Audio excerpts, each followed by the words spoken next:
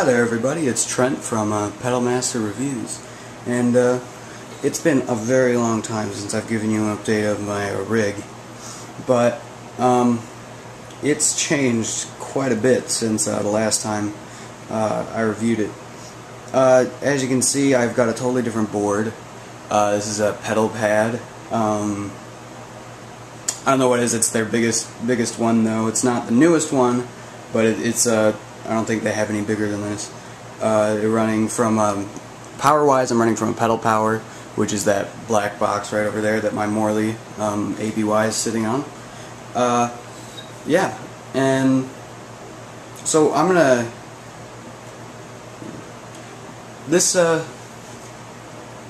video is going to be the first in a series that I go through and review my pedal board and what I use everything for. But right now, I'm just gonna show you what every pedal is in case you don't know. First in the chain, I'm running a Matthews Effects IC buffer. If you don't know who Matthews Effects is, it's run by this guy named Rick Matthews out of Washington, and he makes some really cool pedals. The reason why I got this buffer is because I have a lot of true bypass pedals in my chain, and it honestly can clear up your tone quite a bit because true bypass takes away a little bit.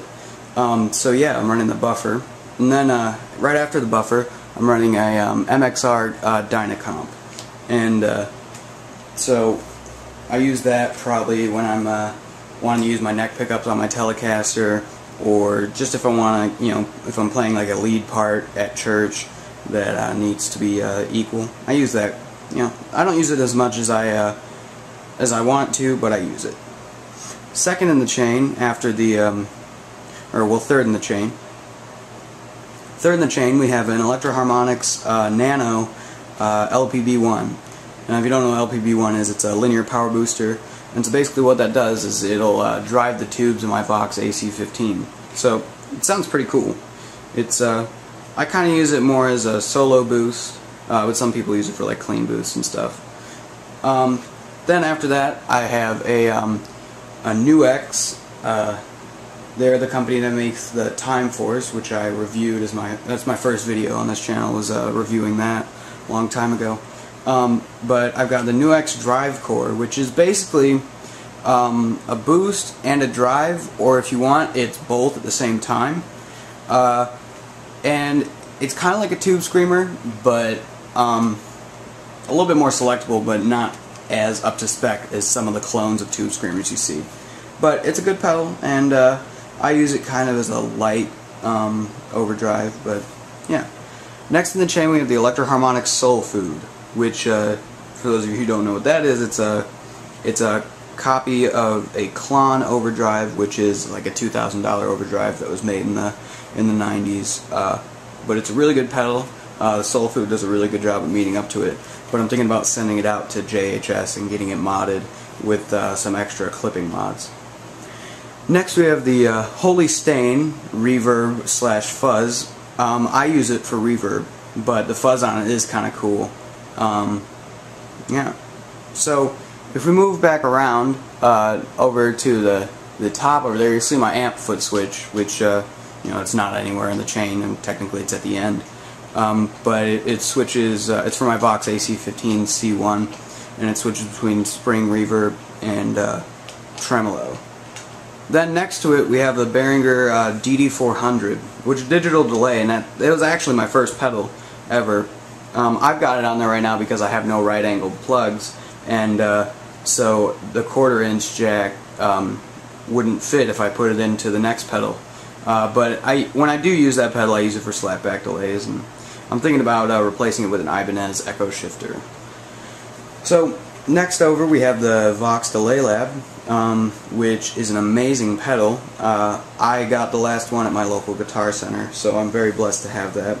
But it's really cool. It's a delay pedal with you can do 3 presets, and then it has 10 different banks of presets. So overall you get like 30 presets in this one delay pedal, and it's got like 11 different types of delays, and I love that pedal. But yeah, so next over we have the Nux Time Force, which I used to use as my main delay pedal for church and for my solo music. But I took it off the rig after I got the Vox Delay Lab because I didn't find a use for it. But then when I realized that the Vox Delay Lab only has a 28-second looper and the Time Force has a 40-second looper, I put it back on. And so not only am I using it for a looper for my solo music, but I'm also using it for short delays and things like that, so that way I can put more long delays on the preset banks for the Delay Lab. Moving on to the blue pedal down at the bottom left corner, we have a Behringer Reverb machine. And honestly, I don't have the money to buy like a Big Sky or a Blue Sky from Strymon, or any other really expensive reverb pedal for the most part. So this pedal has honestly come in handy so much. It can get some crazy long reverbs on there, and it's just really cool for ambient stuff. And yeah, I really like it. So then, in my signal chain, I end it with a Morley ABY box, and even though it has a light in it, it's a passive technology. So if you want to switch between A and B, you don't necessarily need the battery for that. You do need the battery to do A and B at the same time, but I don't do that because I use it to switch between the channels on my AC-15. Moving on, we have my AC-15, which is a tube amp, Class A, and as you can see, I've done a couple Transformers mods to it. That was a terrible joke.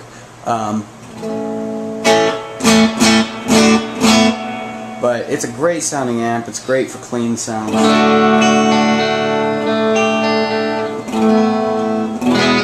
It's honestly, I really don't want many other amps other than this one. I mean, sure, there's definitely some amps that are cool out there, but right now I'm very happy with this one. It's so chimey and clean. So yeah, that's the rig that I use for worship music and for solo gigs where I'm not doing stereo.